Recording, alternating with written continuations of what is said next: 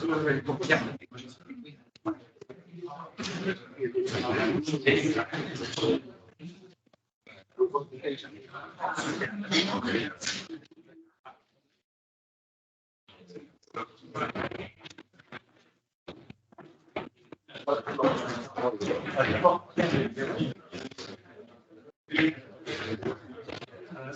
morning, everyone. The microphone is working, yes? Again? Okay. Well, buenos dias. My thanks to Professor Eladio Pedrero and to the Asociación Económica Crítica for inviting me to Cuenca and inviting me to give this address. I'm really very honored to be here. But the first thing I want to do is I want to begin by apologizing that I can't give my talk in Spanish. I have to speak in English. Pero créame, ustedes están fortunados que no estoy hablando en castellano.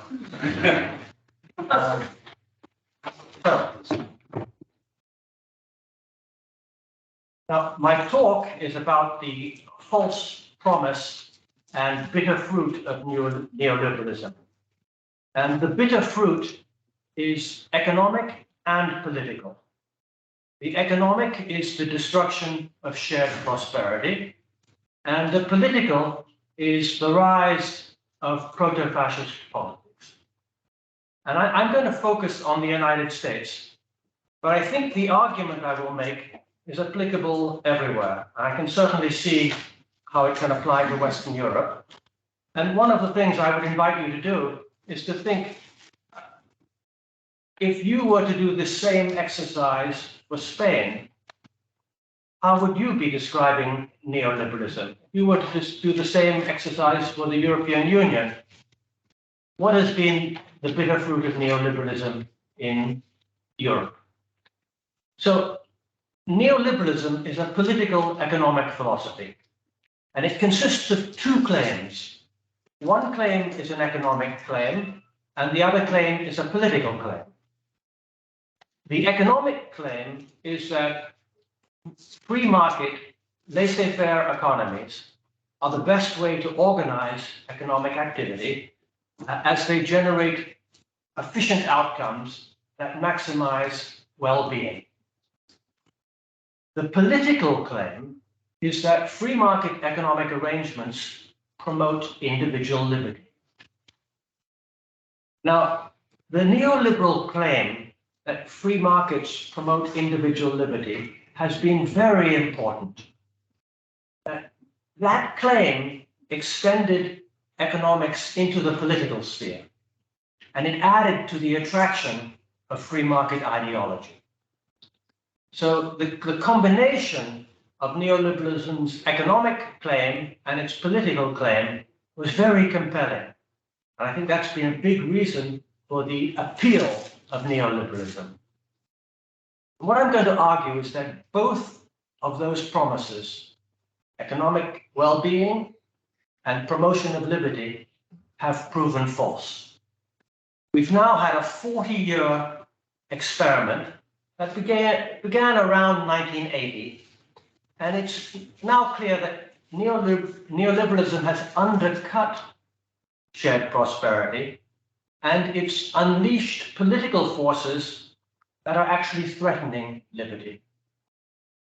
And my talk is going to excavate those two developments.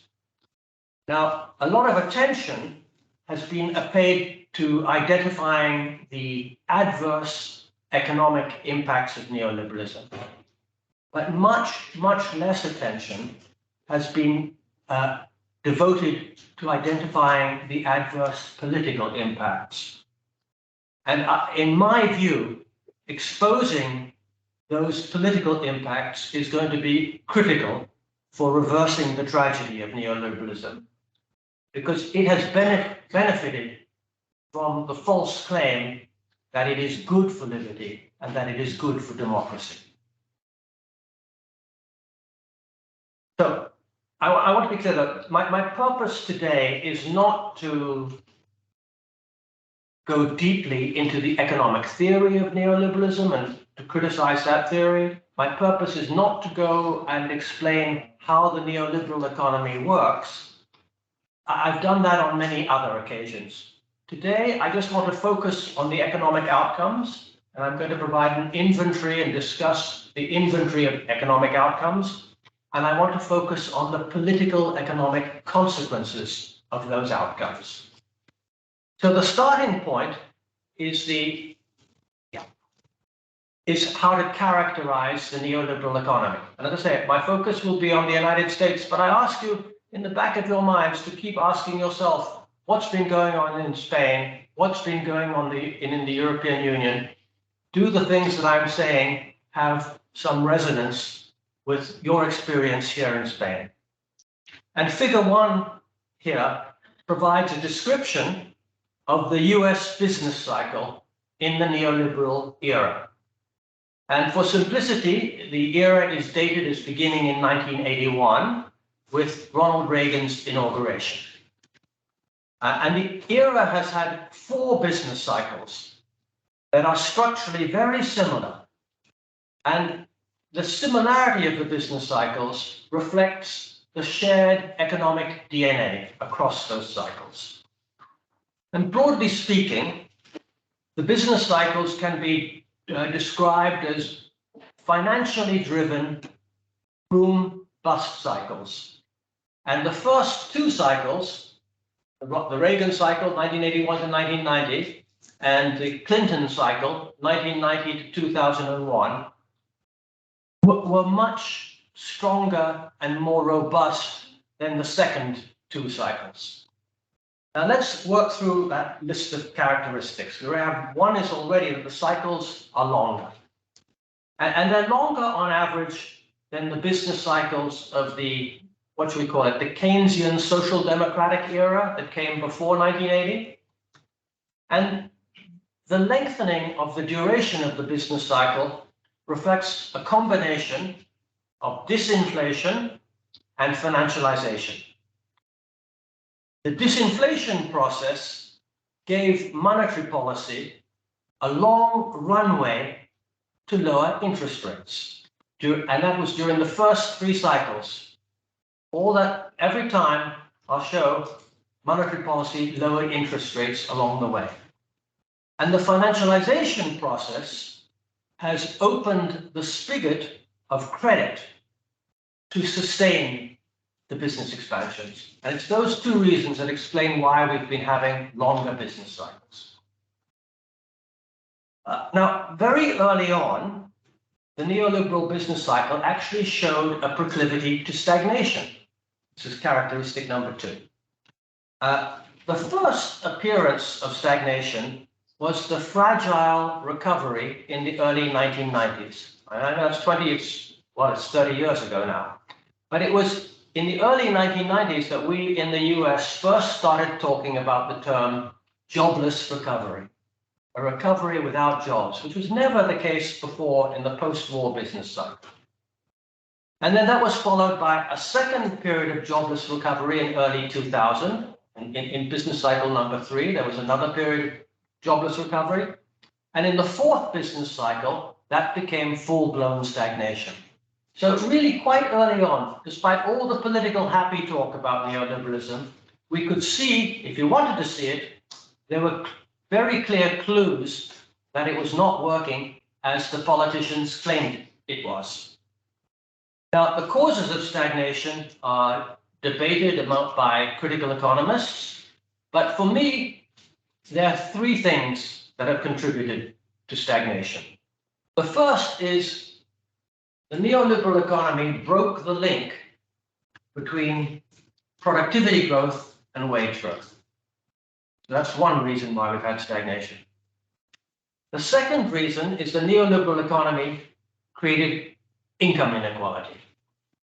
And the third reason for stagnation is that you have an accumulation of debt burdens. As households keep borrowing to keep the consumer economy alive, you have more debt burdens, and then you have to pay interest on debt burdens, and that kicks in to produce stagnation. And the proclivity to stagnation is actually seen here in the time path of the Federal Reserve's target interest rate, what's called the federal funds rate. And what we see is that each cycle peak is marked by a lower cycle high interest rate. So look down the middle column. In 1981, the peak of the business cycle, the interest rate is 19.10%. In 1989, the next business cycle peak, it's 9.89%.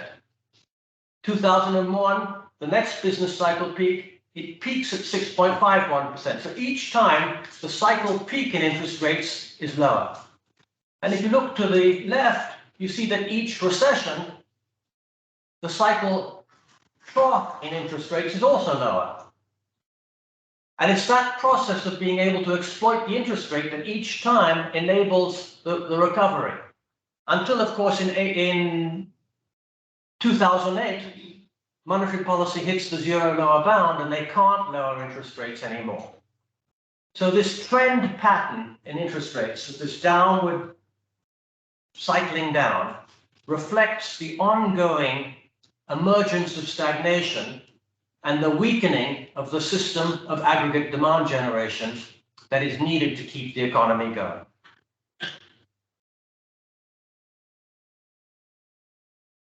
Another characteristic of the neoliberal economy is that there are increased indebtedness across all sectors of the economy. So you see in every sector of the economy, the debt ratio is rising. It increases, this is for the whole domestic non-financial sector, you see a rising debt to income ratio. The federal government, the federal debt is rising relative to GDP. The household sector debt is rising relative to GDP. Household mortgages, very important. See an increase in the level of mortgage debt relative to GDP. Consumer credit, business, corporate. Across every sector, you see rising debt ratios. And that's part of the way in which the neoliberal economy kept going, but it's also the sting in the tail. It's also how you begin to get into stagnation. But this process of rising debt ratios was enabled by financialization. And that's why financialization is so important to the neoliberal economy. It's what keeps it going. I'll make one more point here that's not shown there. We now see that neoliberalism is actually increasing the debt on central bank balance sheets.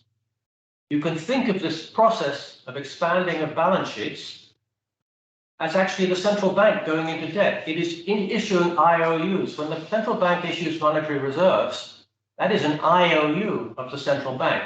But what it's doing with that IOU is buying assets to try and keep the price of assets up.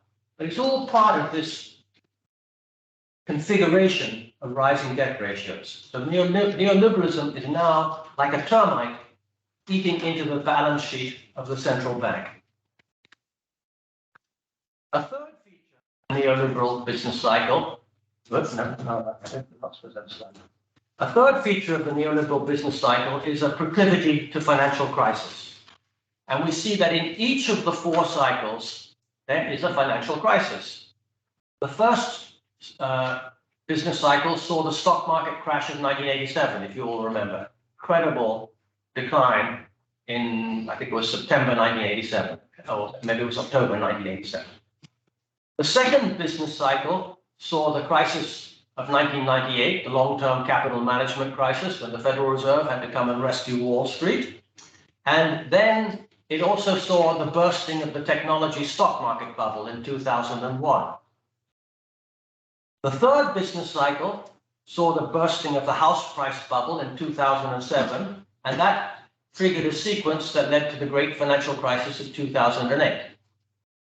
And the fourth business cycle, the one we're in now, saw the COVID-induced stock market crash of March 2020. And though COVID was the cause of the crash, I would say that the market was vulnerable because it was already very overvalued by the process of the fourth business cycle. And the question in my mind is what comes next? If you think that the COVID crash was just a temporary interruption, well, then the cycle hasn't really finished. We had a period of interruption. We had a period of starting it again. How does this business cycle end? If history is a guide, if this analysis is right, that there's something structurally wrong with the DNA of neoliberalism, then it would suggest that we're going to have some sort of financial crisis in the next couple of 3 years. Now, a fourth feature of the neoliberal economy is that you need government to provide a floor to the economy, and you need government to provide the stimulus to revive it. So neoliberalism claims to be a philosophy of laissez-faire, yes? But the reality is it produces an unstable economy in which the busts would produce economic depression if the economy were left to itself. And that's why you have a repeated need for government intervention to save the economy and restart the economy. A fifth feature of the neoliberal economy is a redistribution of income toward capital. Now, this distribution of income is quite a complex rearrangement of income. And you can understand the rearrangement by working through the tree diagram in this figure. What we see is capital's share of income increases at the expense of labor. And within the capital share, there is a redistribution towards interest payments that is brought about by increased indebtedness. And there's also an increase in the financial sector's share of total profits. And if you go down the other side of the tree, within the wage share, the overall wage share shrinks, but within the wage share, there's a shift from workers to managerial pay.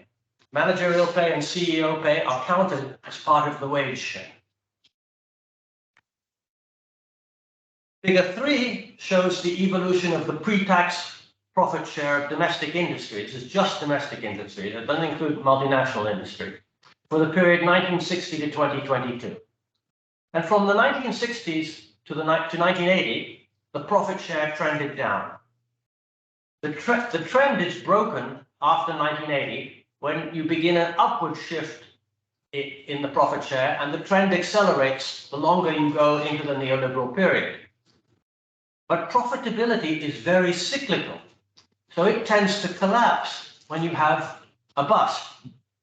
And what we see is that you therefore have these very large swings in profitability along a rising upward trend. Figure 4 shows the relationship between hourly compensation and productivity for the period 1948 to 2020. This is for the US economy.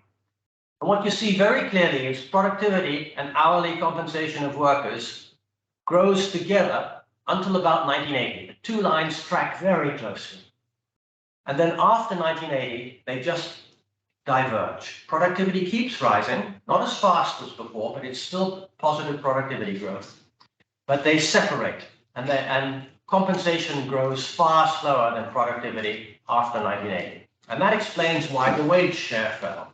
There's this detachment of wages from productivity. The sixth feature of the neoliberal economy is massively increased personal income inequality, which has been documented by Thomas Piketty, and this slide is taken from Thomas Piketty's book. It shows the evolution of the top decile income share for US and selected European countries from 1900 to 2010.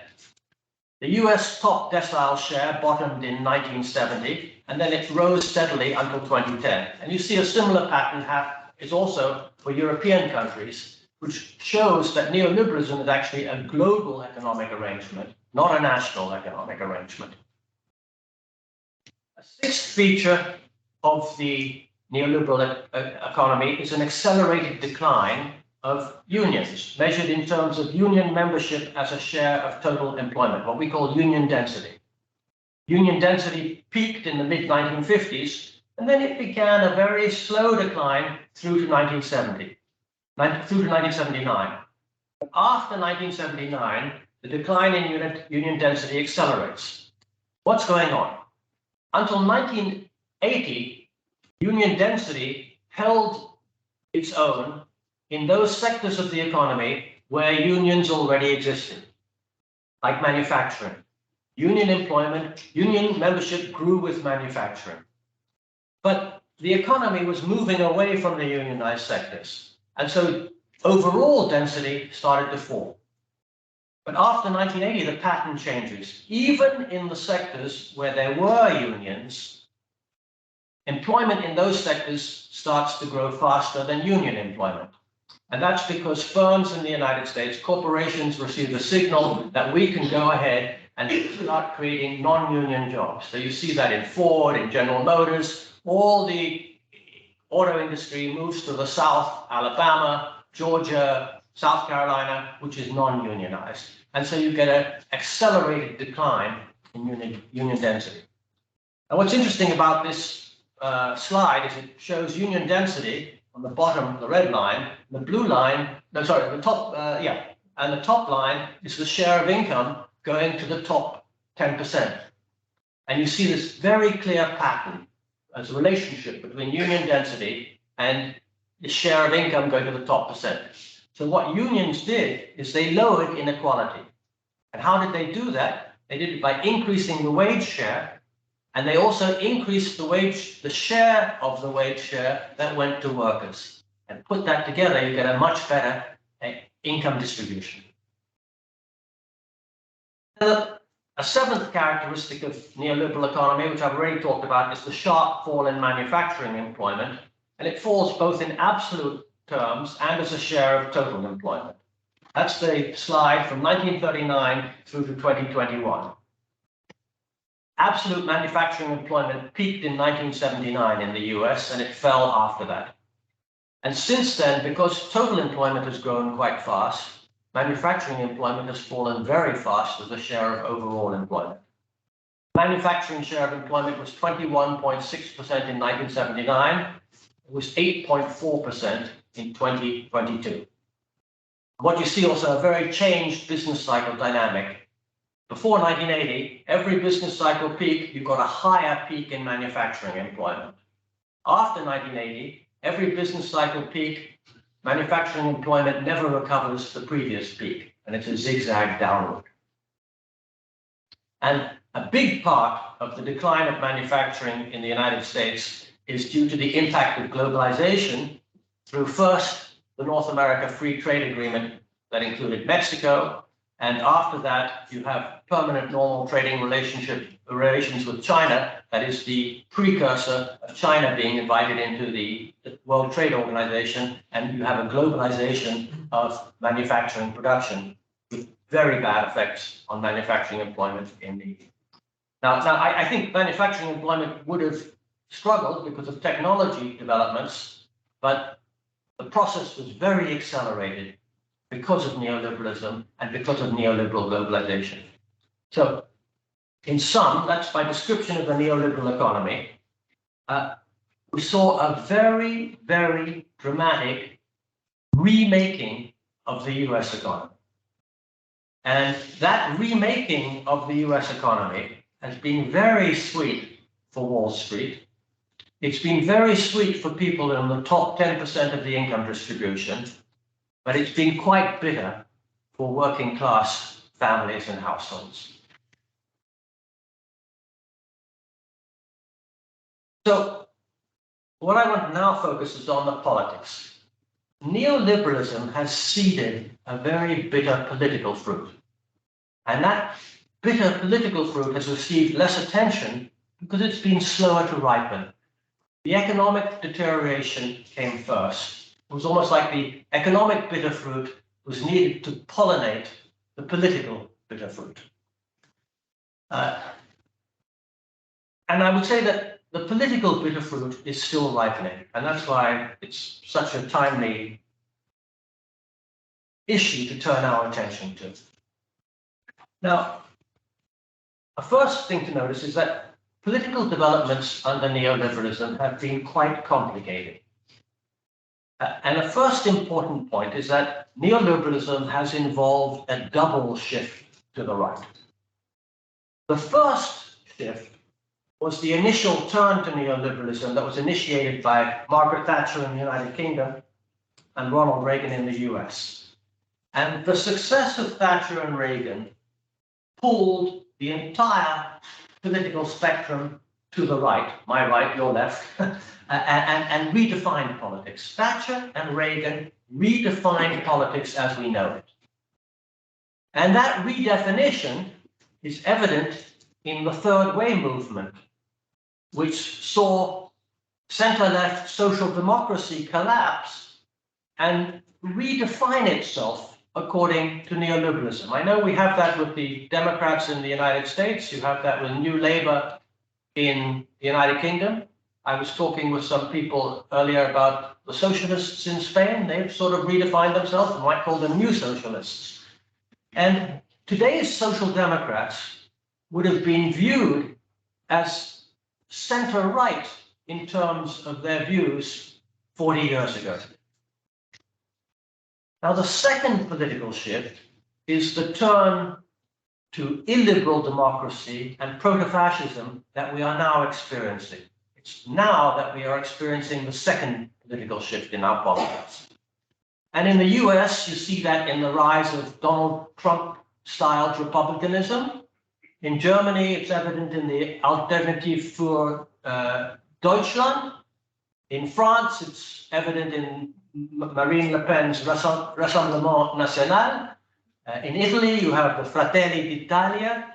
In the UK, you have a very British type of reactionary politics with Boris Johnson and Liz Truss and Ben Wallace and that collection of misfits.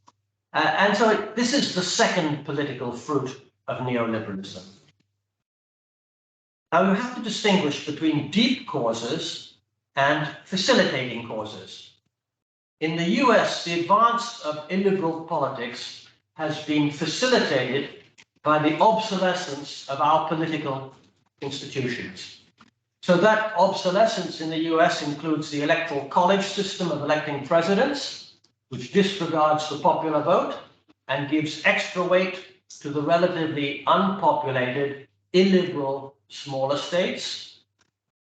Those smaller rural states are also overrepresented in the Senate because there are 2 senators for each state, regardless of the number of people living there. Wyoming with 600,000 people, 2 senators. California with 40 million people, 2 senators. That really has a huge distortion on our politics. Another problem is the gerrymandering of congressional boundaries, which results in overrepresentation of Republicans in Congress. And these are very serious problems. But what I want to point out is they've always been part of the US political system. So to me, they are just a facilitating problem. The big question is, why have they kicked in to become important now? So when you read the newspapers are always talking about these issues. But the newspapers are not addressing the deep causes, because these problems, these institutional problems, have always been there. So what I want to say is that the shift to neoliberalism in 1980, the first political right turn, created what involved a change of economic policy. To understand the importance of 1980, you really have to understand the economic reconfiguration that was put in place. And it's that reconfiguration that is now producing the second right turn. And the driver, those changes have had consequences which are illustrated here. And I'm going to spend the last third of my lecture, half of my lecture, working through these consequences. And the first consequence of the neoliberal economic turn is the problem of socio-economic disembedding. Now, the construct of disembedding was introduced by Polanyi in 1944 in his seminal analysis of the cause of fascism in the 1920s and 1930s. And disembedding is directly relevant to the neoliberal experiment. The Pollyannian model views the economy as being embedded in society, and it is that embedding that gives stability to economic arrangements. The embedding rests on social relations of place, reciprocity, and redistribution, which are really the primitive characteristics of all societies. Now, in Polanyi's thinking, capitalism is marked by a dialectical process that he called the double movement. And it pits marketization against a push for social protection. So marketization disembeds the economy by disrupting the fundamental social relations, and that creates social dislocation and social alienation. The push for social protection then seeks to re-embed the economy and reconstruct those relations. And Polanyi applied that framework to explain the rise of fascism in the interwar years. What you had was the Victorian laissez-faire economy disembedded on a grand scale. And the destruction of embedded social relations created uncertainty and resentment, which then opened people to the pull of other ideas that offered a solution, a salve. And I'll quote here in Polanyi's words, he said, "Those ideas can be irrationalistic philosophies, racialist aesthetics, anti-capitalistic demagogy, heterodox currency views, criticism of the party system, widespread disparagement of the regime, or whatever was the name given to the existing democratic setup." So when the Victorian economy collapsed in the interwar years, and especially with the Great Depression, fascism offered itself as a solution to both the economic breakdown and the problem of social disembedding. So in a sense, the way that I interpret fascism is it's a sort of double movement in a single step. It gives both. It solves the marketization and social relation problem in one step. And again, let me quote Polanyi. It's a little bit long here, but I want to read it because it's so insightful. Polanyi writes, "The fascist solution of the impasse reached by liberal capitalism can be described as a reform of the market economy achieved at the price of extirpation of all democratic institutions, both in the industrial and in the political realm. The economic system, which was in peril of disruption, would thus be revitalized, while people themselves were subjected to a re-education designed to denaturalize the individual and make him unable to function as the responsible unit of the body politic. This re-education, comprising the tenets of a political religion that denied the idea of the brotherhood of man in all of its forms, was achieved through an act of mass conversion enforced against recalcitrants by scientific methods of torture." So I would argue the Polanyi model has clear application to the era of neoliberalism. After World War II, social democratic Keynesianism succeeded in re-embedding capitalism. Neoliberalism worked to disembed the economy, and with the disembedding has come the return of openness to fascist ideas. The evisceration of manufacturing employment was one place where there was disembedding. Not only were jobs lost, but those jobs paid historically high wages and benefits. In the US, manufacturing had a very special place in the economy. Throughout the Midwest, many large towns were de facto single employer towns, relying on a single large manufacturing plant. When that plant closed, those towns were economically devastated. House values, which are the main asset of workers, collapsed. There were multiplier effects that were enormous throughout the local economy, and the tax base collapsed, which undermined public schools and infrastructure. The result was local mini depressions and the destruction of future economic prospects. The manufacturing plants were often unionized, and that destroyed the local union, which was an important piece of social capital that brought workers together helped provide political identity and a sense of belonging to community. The destruction was not restricted to manufacturing workers. The fallout from the negative multipliers meant the collapse of values, home values, affected the entire community. The disembedding process hit blue-collar workers first, but the ripples then reached deep into the economy to affect other workers. And that explains the kind of puzzling range of appeal of the second right turn. It's not just blue-collar workers, it's a wide range of workers that are find the new politics of the right attractive. And the collapse of manufacturing was very tied to globalization, and that has made it easy for proto-fascist political leaders to join the disembedding shock with racist, nationalist rhetoric. The claim can be that it was foreigners who caused the damage to these economies. But of course, we know the damage was done through globalization, which is a process that was very carefully designed by corporations and governments. But it creates a very nasty political opening for the right wing to blame the manufacturing and economic disembedding on foreigners when they're not really the real cause. The next pillar in figure 8, number 2, is institutional destruction, and it has very serious negative political consequences. The main institution that was destroyed was the trade union movement. And the destruction of the trade union movement in the United States has impacts through many channels. It destroys local social capital, which amplifies the disembedding process. It had a negative effect on wage growth and inequality, and it had a very negative effect on workers' political power. In the post-war era, unions were the bedrock of social democratic political parties. They provided financial resources, they provided volunteer workers, and they increased union voter participation, and union members tended to vote social democratic.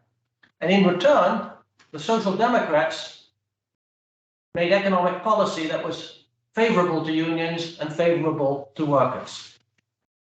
So that configuration provided a worker-friendly political counterweight to the political influence of business and the wealthy.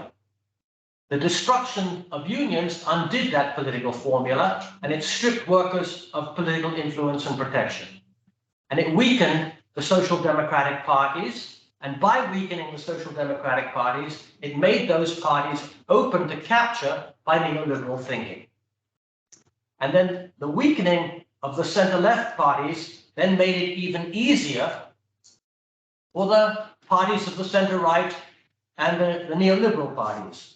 And so when you put those pieces together, there was a form of parallel political disembedding in which working class voters lost contact with the historic parties of the left, and the center-left parties all migrated to the right. And that meant working class voters became increasingly unanchored and open to the appeal of other voices. The third pillar is inequality and power. By increasing income inequality, neoliberalism has increased the political power of the business and the wealthy, and basically, politics now delivers what the wealthy want. And this has both economic and political consequences. At the economic level, it strengthens the feedback loop. The neoliberals put in place policies they like. The changes in the economy increase their political power, which means they can double down on the policies that they've already put in place. And so you have a deepening cycle of neoliberalism. Every time we think you have a political crisis, it's going to cause a swing back in the other direction. But it doesn't. You get a doubling down of the neoliberal policy because they own the economics, the political system in its entirety. And at the political level, this process then creates a sense that politics is rigged. And when people, voters, start to think that politics is rigged, you get a process of political alienation, and that therefore worsens the problem of political disembedding. The fourth pillar is the transformation of economic identity. And this has impacts also for political identification. There are several ways in which economic policy has transformed economic identity. Neoliberal policy has encouraged home ownership, in the United States this is, and it's also encouraged new retirement saving arrangements where people are direct investors in the stock market by what are called defined contribution pension plans. You save directly and you put your pension contribution in your own name in the stock market. And what do we see? Homeowners tend to be supportive of policies like tax-deductible interest, easier mortgage credit access, low interest rates, anything that inflate house prices. Homeowners like it. And stock market investors, they may come to identify with financial interests. So, and also you see that in the United States, economic policy has used the tax code to provide subsidies for housing, subsidies for healthcare, subsidies for education. And this process of using the tax code peels people away from supporting collective provision of these things. And they now start to identify with private provision of healthcare, private provision of education, private provision of housing. So what you have is neoliberalism can transform people's economic identities, and you get a split in workers regarding their role as workers, homeowners, and investors. And in a way that echoes Herbert Marcuse's one-dimensional man problematic. Remember in the 1960s, Marcuse talked about the problematic of consumerism, in which the working class understandings of capitalism, workers become confused because they lose their bearings and become defenders of the system that oppresses them through the process of consumerism. Well, in my view, neoliberalism has the same problematic, but it is the problematic of ownership. Workers become indebted homeowners and small-scale investors, and that may cause them to identify with the interests of property and capital, even though property and capital can never really be the main source of their income and their well-being. And that then encourages workers to vote for neoliberal parties. And the last pillar is cultural transformation. Neoliberalism has a transformative impact on culture and political thinking. And this is very important in understanding the second political term that we're now experiencing. The economic philosophy of neoliberalism now infuses society, up and down. The ideas of neoliberalism are everywhere. It claims to promote individual liberty, but the reality is it encourages egotistical disdain for individualism, for individual liberty, and it promotes a triumph of the will mentality, which I think is at the core of fascism. Triumph of the Will, it was the title of Leni Riefenstahl's 1935 film celebrating the Nazi Party Congress in Nuremberg. So neoliberal political economic philosophy begins with the neoclassical construct of Homo economicus. Homo economicus is the ultimate expression of individualism. But I think Homo economicus is really a fascist personality. He is a sociopathic egotist. He will do anything except to the extent that he is constrained by his budget constraint, by the deterrence of law, and by the deterrence of reputation. Homo economicus has no conscience. It's just constrained by his budget, penalties of law, and the penalties of loss of reputation. And the fascist becomes visible when you interpret Homo economicus relationally. The sociopath seeks to get his way by exerting his will over others. And that's the view of Ayn Rand in her novel Atlas Shrugged. Rand's view is a form of fascist egotism, and it's very widely admired and celebrated in the United States. Alan Greenspan, the former Federal Reserve Chairman, the great admirer of Ayn Rand. And students across the US, it's amazing, they read Atlas Shrugged and they are captivated by it. And in cinematic culture, it's expressed in the movie, I don't know if you remember the movie Wall Street with Gordon Gekko, and his creed of greed is good. This is all the expression of Homo economicus' sociopathic egotism, the desire to dominate others. And I think mainstream economics is very, very deeply implicated in this cultural transformation. Mainstream economics, neoclassical economics, is one of the inspirations, the foundation of neoliberal economic thinking. And there's a lot of experimental evidence that shows exposure to neoclassical economics is behaviorally transformative. They've surveyed students before the economics class and at the end of the semester after the economics class. And what the surveys find is that it diminishes honesty. Exposure to neoclassical economics will diminish honesty of students. It will diminish cooperative behavior. It encourages free riding, and it weakens the charitable impulse. So the economics profession has very high social standing, and it's reflected in all that talk of economics being the queen of the social sciences. It takes Homo economicus as the fundamental characterization of people, and it endorses that characterization. It then, those ideas are then infused in the undergraduate education curriculum, in business schools, and they then ripple throughout society. They influence policy, and they influence the way society thinks.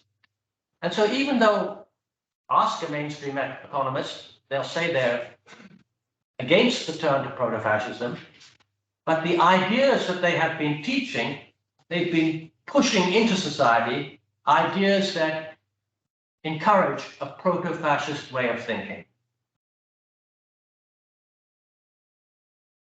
So let me then finish with the last point, the conclusion here, and what I think is perhaps the bitterest fruit of all.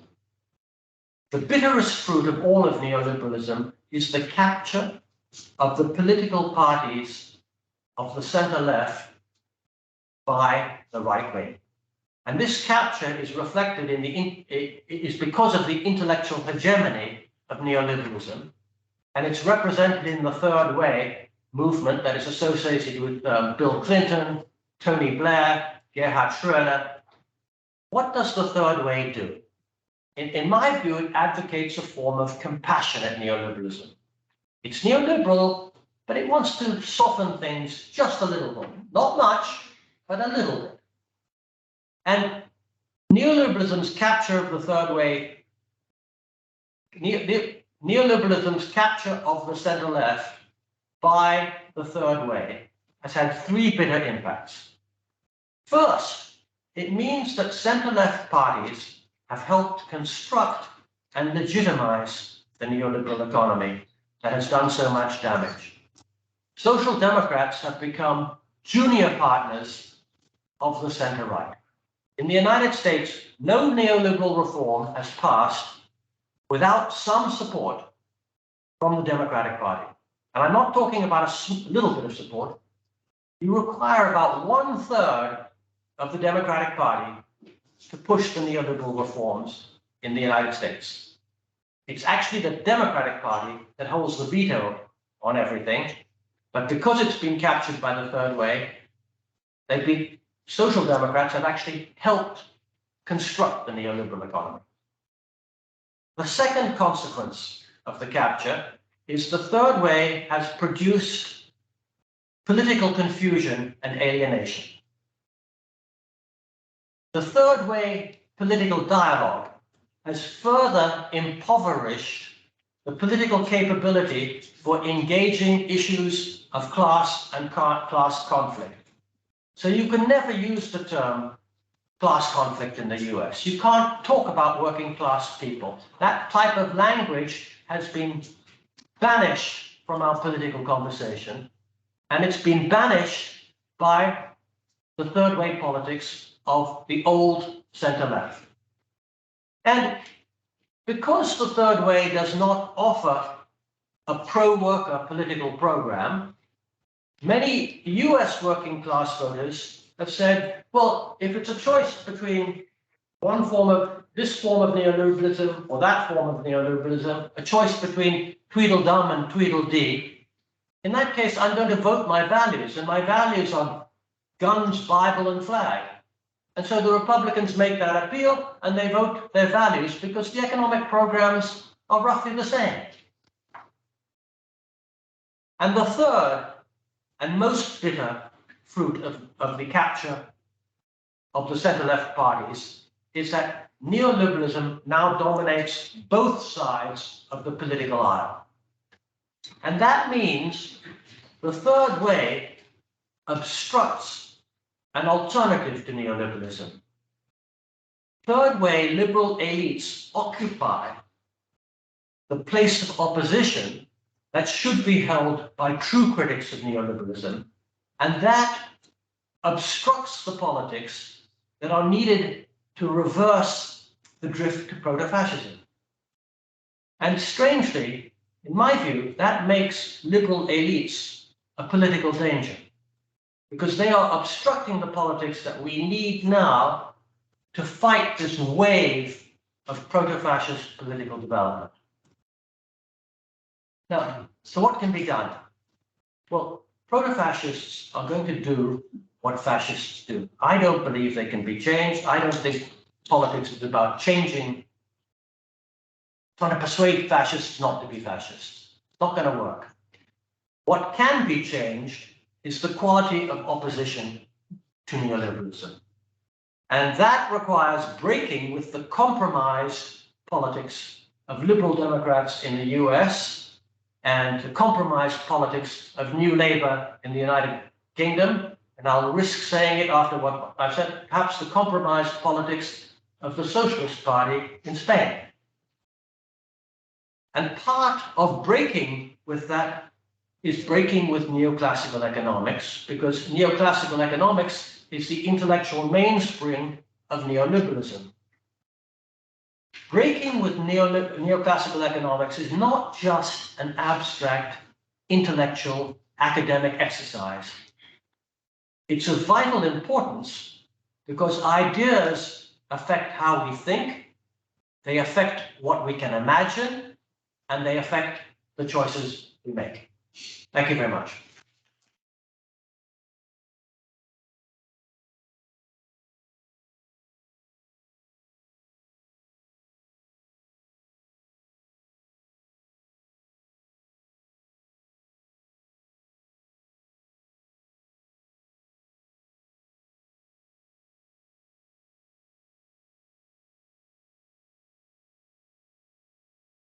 Good. Thank you very much, Tom, for your interesting speech. Creo que tenemos como media hora, más o menos, para debate o para formular preguntas. Así es que si vais pidiendo la palabra.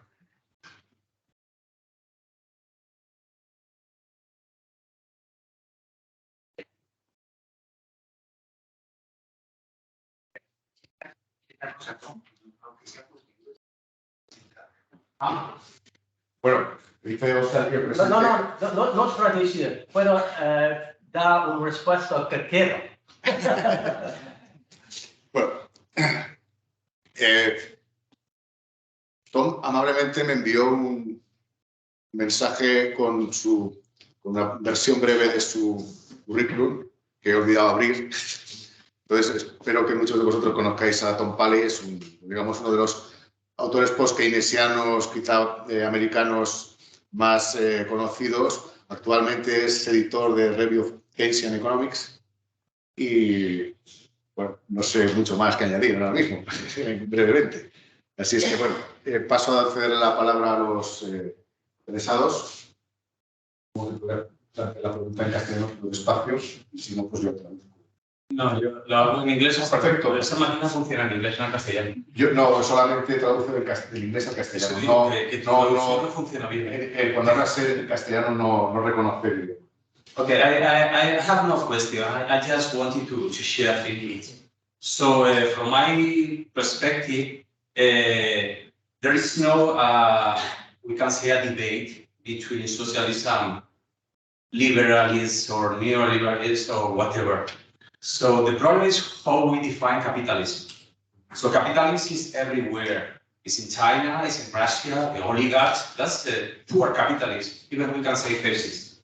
And if we consider that view, and if you consider, for example, in the case of the United States, that is the one that you know better, is the Republican Democratic Party was divided in two pieces, and since then they control the politics. Like in Spain, Franco divided PP and PSOE, and then we have socialists and right. But it's the same model. It's the same people governing.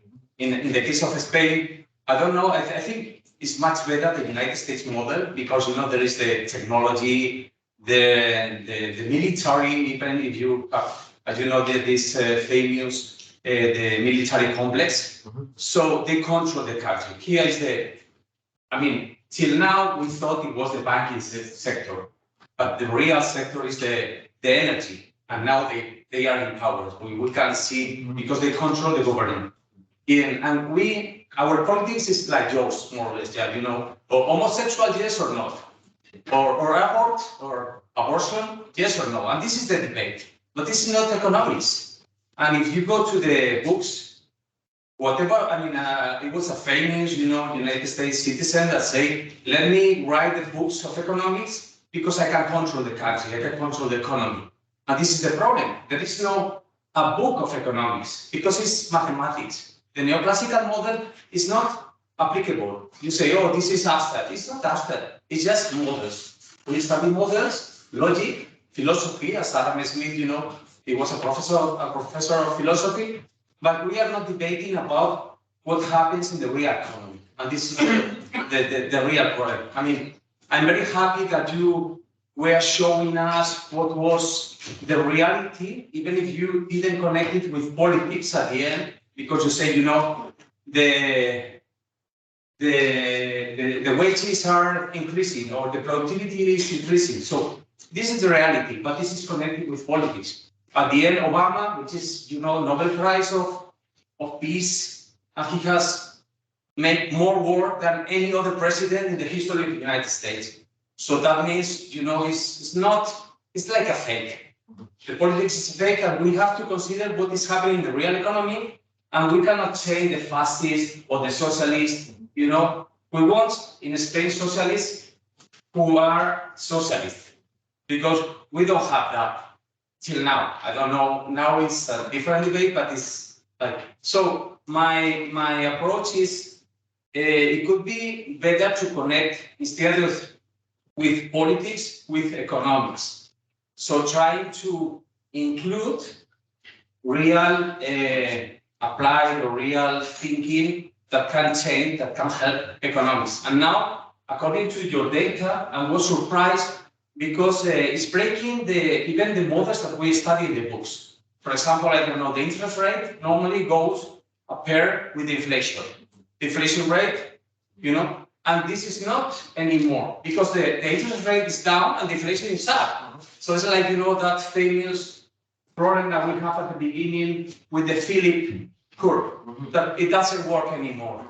Okay, and if the interest rate go down, it's not more investment because the Keynesian model is not working as it used to be, and the monetary model is more problematic even here in Spain, that we don't control any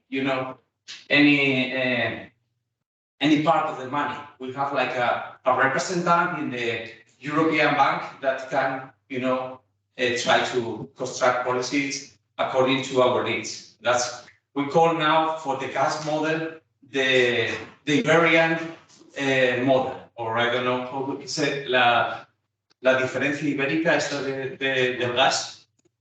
No sé cómo decirlo en inglés. Okay. The exception. That could be the Iberian exception.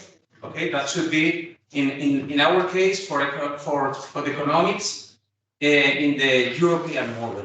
That I understand that it's difficult for you, from the United States to see what's happening here because even in the news we don't appear. I mean, it's Europe. But at the end, Europe is disappearing because the United States is focusing about supposedly a war with China, which is a real war with technology.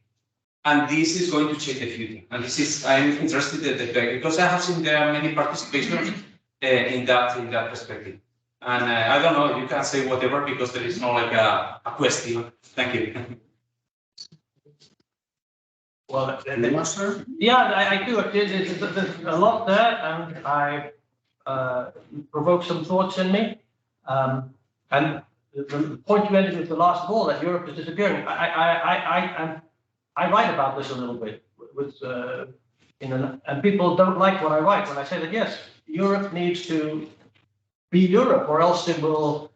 Right now, Europe is caught up in a web of wars that, in my view, are very substantially created by the United States. And Europe is paying the cost for not having its own geopolitical identity. And it will pay it, the cost will only get higher. And my fear, by the way, that the cost will be to make the proto-fascist trend stronger in Europe. But you made many different points. Part of my talk is very much about trying to connect economics and politics.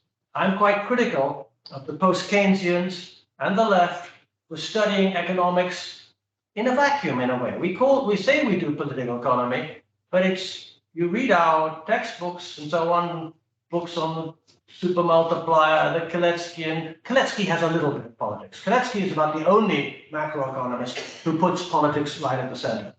But Paul Davidson, the American post-Keynesians, Schrafer, it's very invisible, the politics. And I think we need, part of what I want to do is make very clear how economics has a foundational impact on politics, political understanding.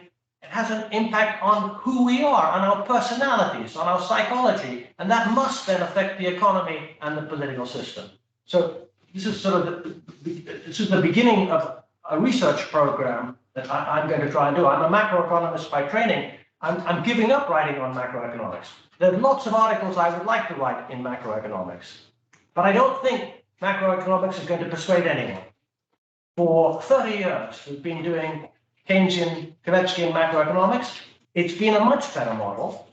It's helped us see things that are going to happen, and they have happened, and yet we get ignored, or even worse, little pieces of what we say get captured and included in the neoclassical model. And so they piece it together. Suddenly when we have a problem with interest rates, you talk about the interest rates as being a parallel to the collapse of the Phillips curve. No, it's not true. Because now you have Larry Summers saying that the real interest rate, the equilibrium real interest rate, the natural interest rate is negative. And then the idea survives. So the zero lower bound prevents monetary policy from having the negative interest rate, and then that explains the problem. So they can always make some little adjustment, some theoretical adjustment. And that leads me to my next point, which is we have to go to win this thing, and this is why I'm not going to be doing writing macroeconomics very much in the future. We have to go deep into the critique of the neoclassical model and expose it, how totally flawed it is. What I didn't say, I have more in the paper. At the end, all of the things that I talked about, all those things, I think they're important. I think they're persuasive, but you cannot fit any of this in a neoclassical conversation because Homo economicus is exogenous. Homo economicus does not have a mind, does not have a brain, does not have an identity. So all of these things cannot be fit into that conversation. And yet anyone knows that these things are real. And we have to go down this route to show that they have a wrong description of Homo economicus, which means they have a wrong description of the economy, which means their prescriptions cannot be trusted. And that leads you to policy. Now, we do need to, so the next point is, I am not so much in terms of posing the political problem. I don't think it is a debate between socialism versus capitalism. which was the way the political debate was framed 60 years ago. What I'm more interested in now is what I call the conversation around varieties of capitalism. There are many varieties of capitalism and so, in fact, socialism never went away. We have massive public sectors. That's a form of socialism. Capitalism needs that massive public sector to keep going. So it's an artificial dichotomy. What we're going to talk about, and I would hope in the future, is varieties of capitalism. If we're going to talk about varieties of capitalism, that's when we need theory. How does capitalism work? What is the fundamental economics on which these varieties of capitalism rest? What pieces get carried to one variety? What pieces carried to another variety? How do the different varieties work? And that would sort of be my economic research program for the coming years. And the last point you raised about class versus identity. For me, they're both very critical, but class is fundamental. You talked about the gender issues, the race issues, the nationalism issues, religious identity. Every person who has an identity, they all also belong to a class. So what we need to do is put class and identity together, but a politics that is pushed through identity will never work. It's a politics actually that lends itself to division rather than solidarity. Because once your identity issue is satisfied, you will peel away.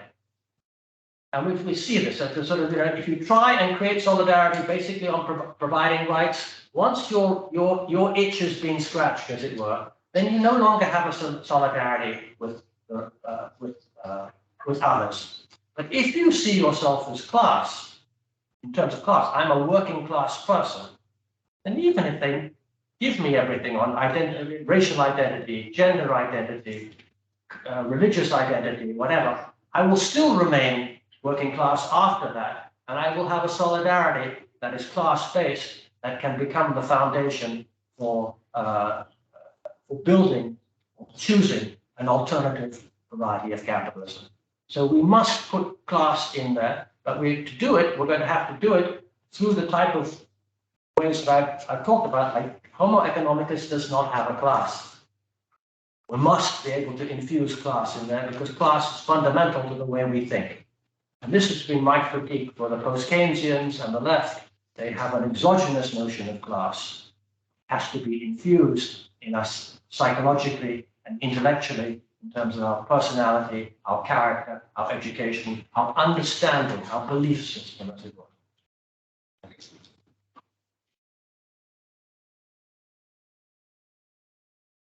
First, a very brilliant talk, and I think the talk summarizes who are you. In my opinion, it is a representative of the holistic approach to link economics, politics, social, cultural things. I think it is part of your identity and your contribution.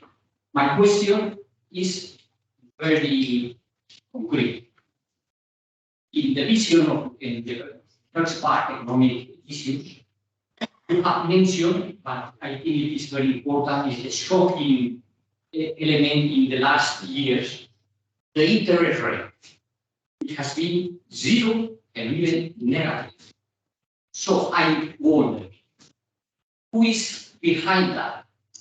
I don't think it is capitalism in general. I don't think it is financial capitalism. So who is behind? And I understand that financial capitalism banks have reacted multiplying the number of loans. But who is behind? Well, that would be a sort of a sociological inquiry into the politics of quantitative easing. And I think there's multiple forces going on.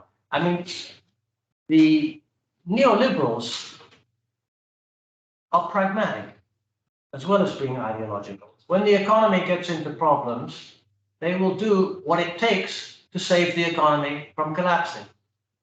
And there was ernoughh of a Keynesian inheritance left over so that in the United States, Ben Bernanke and then Janet Yellen pushed basically very Keynesian policies. That was the way about pushing the interest rate down. And then they went a step further, Ben Bernanke, with quantitative easing, which was, I would say, it was sort of a kind of plutocratic Keynesianism.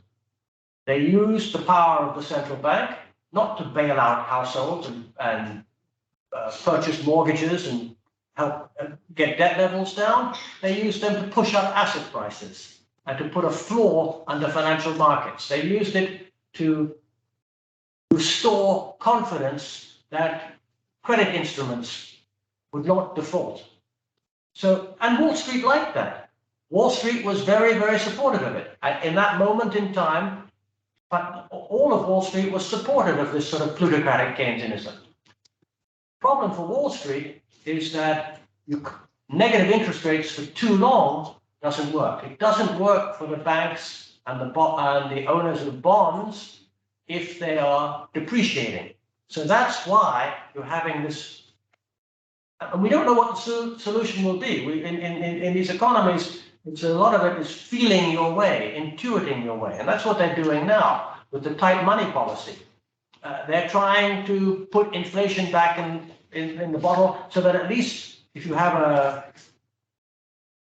a zero real interest rate, at least money maintains its value and is not eroded by inflation. But if that doesn't work, then they'll try and find something else. But I do disagree with you. I do think financial interests are very behind everything that happens. The Federal Reserve System, all the people in it are financially identified. Jerome Powell is a former banker. Alan Greenspan was very, very connected. There is a sociological network that connects monetary policy very, very closely with Wall Street. The New York Fed is very tied into the activities of Wall Street. They solicit advice from the Wall Street economists. They solicit the chief economist of Goldman Sachs. They solicit it from the Goldman Sachs partners. They solicit it from Jamie Dimon at JP Morgan Chase. So I would disagree with your point when you said that financial interests were not there. They were there, but they're pragmatic. They have a lens. That lens leads them to look in certain directions, and then within that direction, they explore what works best for them. And so they could become Keynesian. There's nothing in Keynes that says Keynesianism is social democratic. Just like you can have varieties of capitalism, you have varieties of Keynesianism. You can have social democratic Keynesianism. You can have military industrial Keynesianism. You can have plutocratic Keynesianism that focuses on lowering tax rates. They will use Keynesianism to save the economy. But it doesn't mean they'll push the economy in a social democratic direction.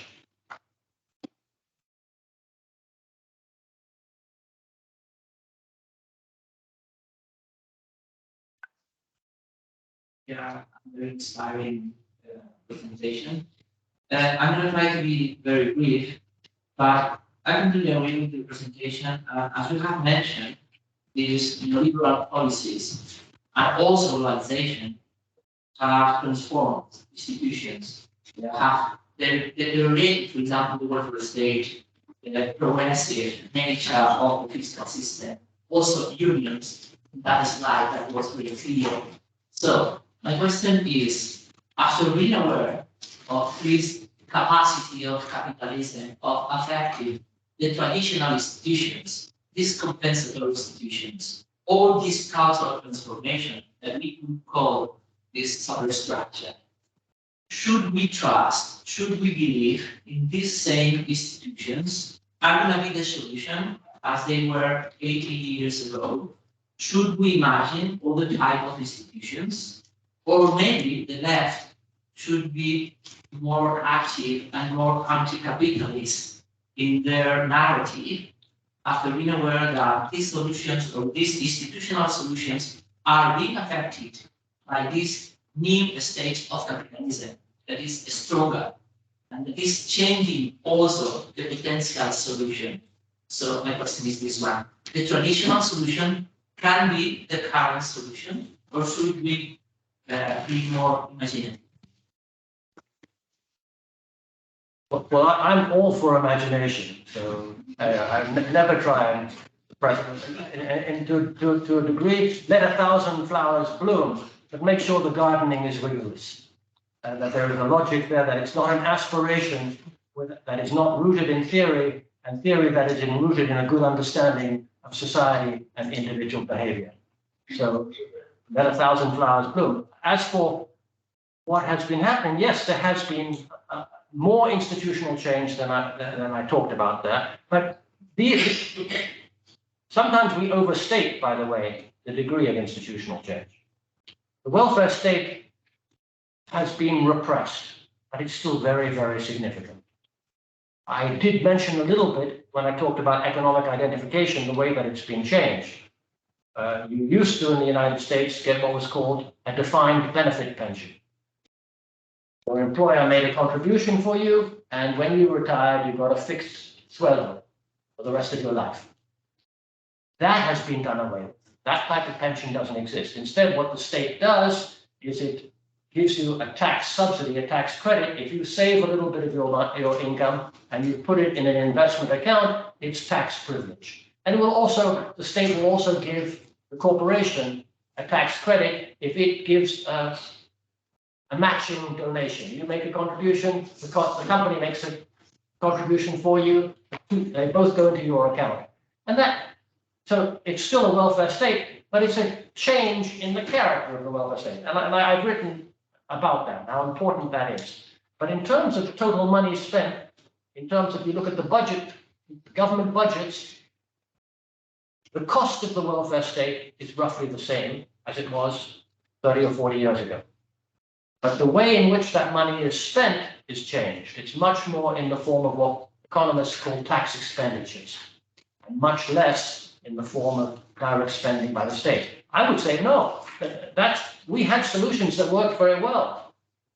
The neoliberals wanted to undo those solutions because that's what the whole privatization of the welfare state movement about. You can't make as much money when government is doing the activity itself. And therefore, they have to privatize it. Privatize the pension arrangements, get rid of public housing, make it all private housing. And it's been, well, we lost the political fight. And therefore, we must win the political fight. And that comes back to these arguments. I don't think you're going to win the political fight by purely presenting economic models. You're going to have to show economic models that are embedded in politics, and politics that's embedded in economic models. And this is the way to persuade people to say, well, look, this is the way that you've been. And that's why I think challenging the notion that neoliberalism advances liberty is important. In the United States, that's been a very, very powerful thing. Milton Friedman, Free to Choose, his famous book, very captivating on the public imagination. We need to have a response to that you're not actually free to choose. We're actually been going backwards in terms of our liberties. And of course, some of the Marx said, the destitute person is not really free. But more than that, we need to say that it actually produces a type of proto-fascist politics by encouraging a mentality where you don't have, or at least the type of solidarity you have is an oppressive solidarity. You want to triumph over others rather than have a sort of a cooperative society built on reciprocity and arrangements like that. So I'm not as pessimistic as you. I think some of the things that worked in the past are very workable today and quite easily restored. But some things are not. Globalization for me is a huge, huge problem. It's undone the possibilities Keynes wrote about of national economic sovereignty.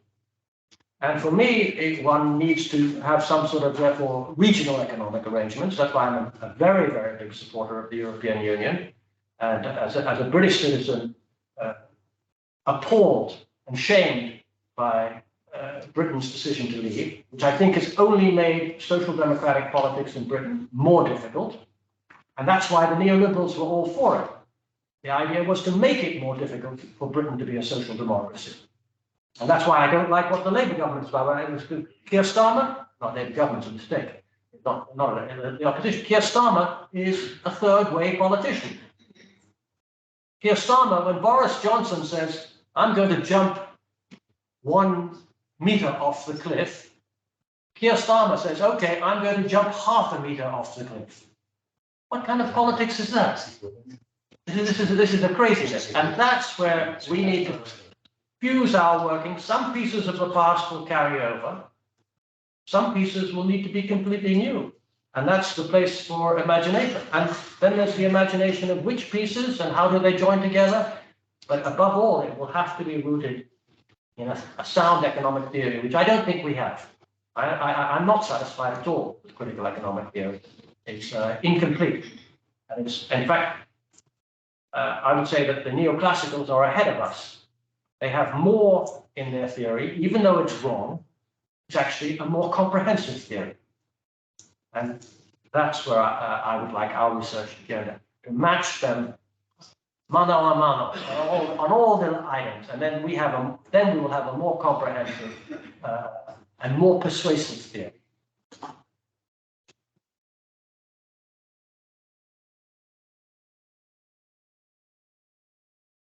I really enjoyed your talk. It was quite interesting in many aspects.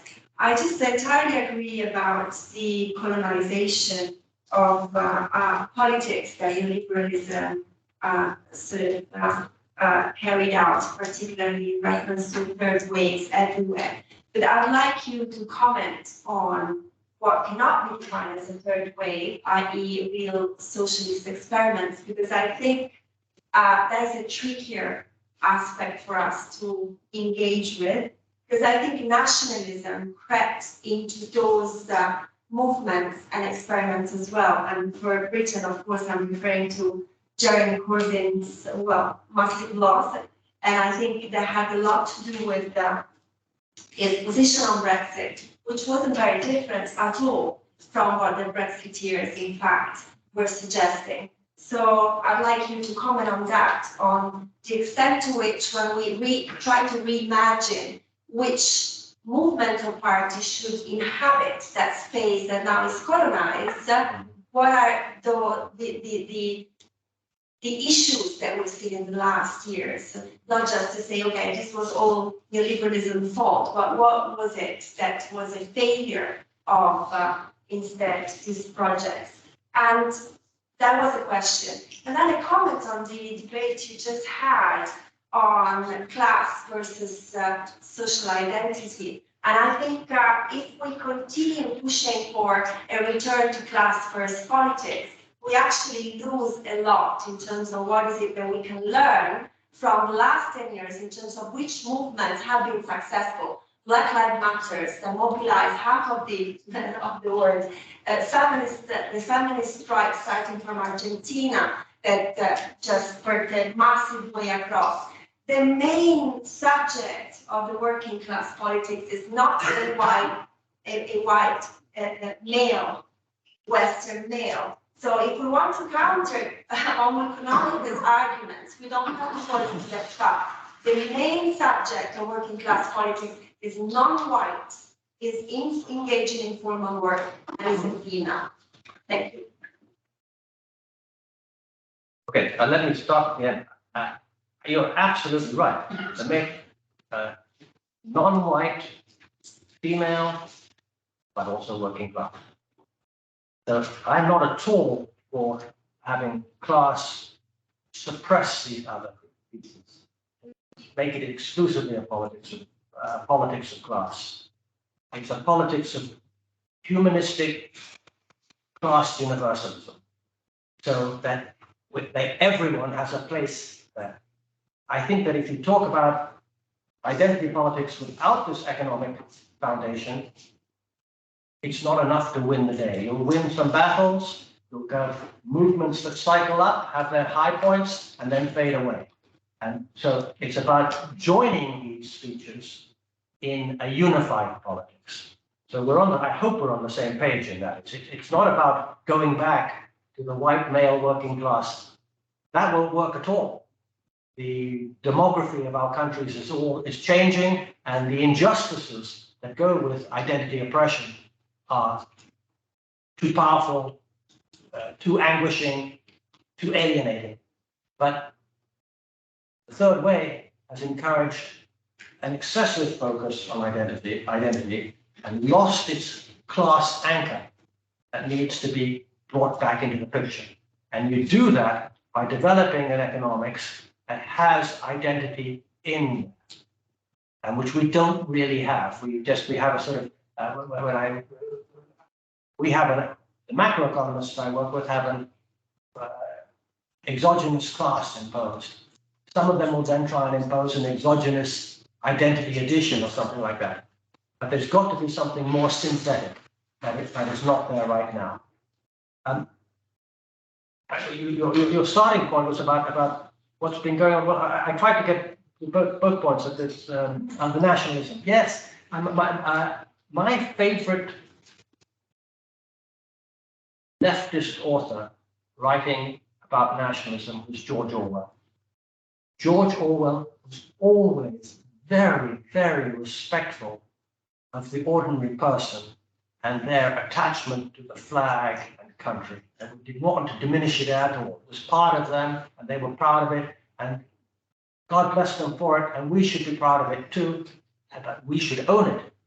The flag and nationalism should be in support of a purpose of social justice and a better country, not to justify militarism, not to justify foreign aggression, not to justify putting down others, but as a sort of a sense of pride. That is the difference perhaps between patriotism and nationalism. I want a patriotic class-based analysis versus a nationalist analysis, which is aggressive and hostile. So and he's so easy to read. I don't know how he translates into Spanish, but I love George Orwell's essays where he writes about these issues. And he was very disparaging of the leftist tradition in British politics, which never had any, didn't gain traction, and itself was rather disrespectful and talked down to working class people. I think that's a huge fault. If politicians who do that have no future.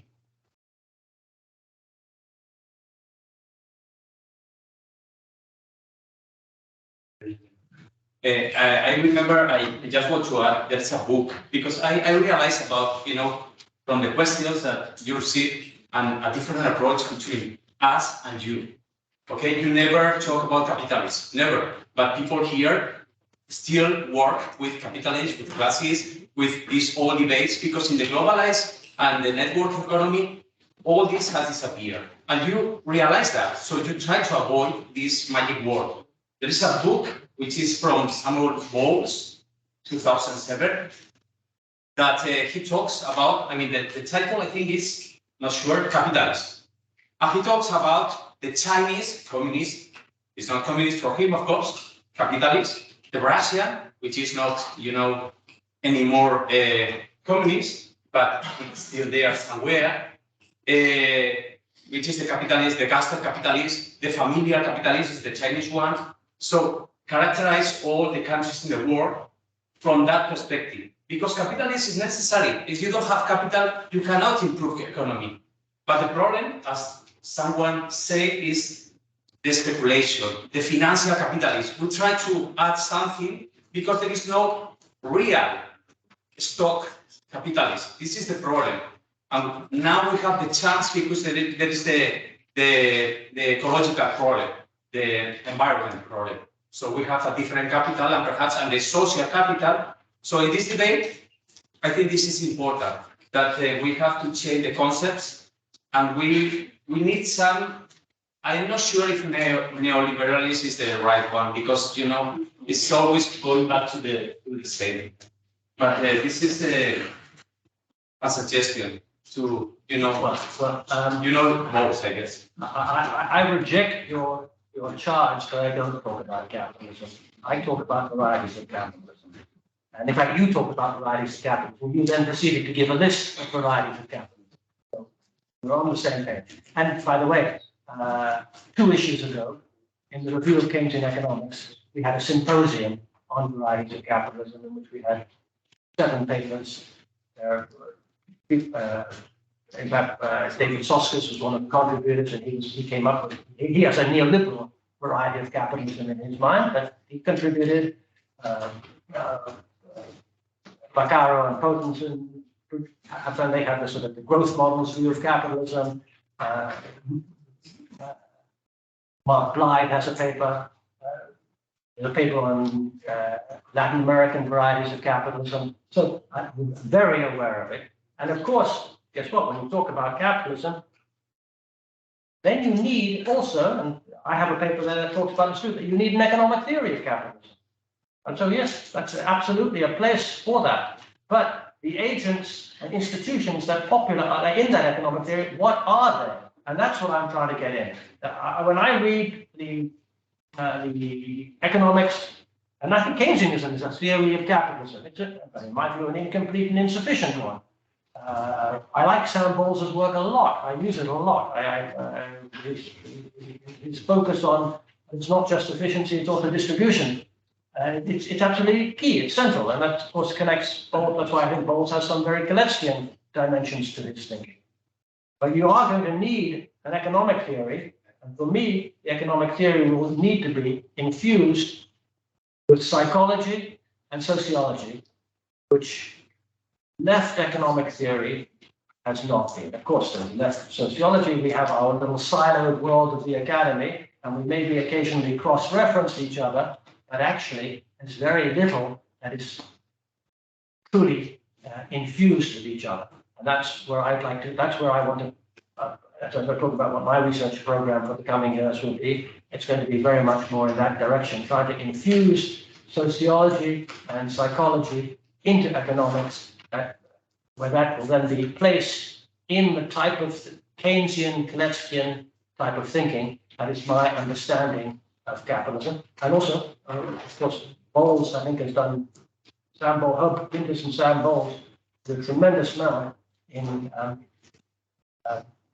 filling out the mechanisms of expropriation that underlie the Kaleckian macro model. So they are microeconomists in that sense, and I like their microeconomics, and I work with it.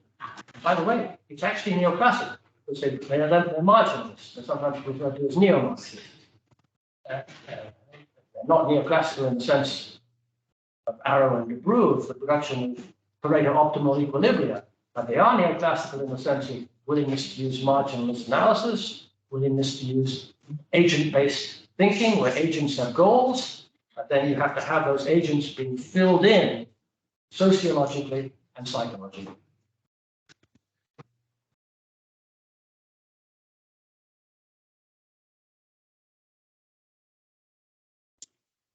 Muchas gracias al profesor Palley por su charla y muchas gracias a la audiencia y particularmente a las personas que participan en el debate posterior.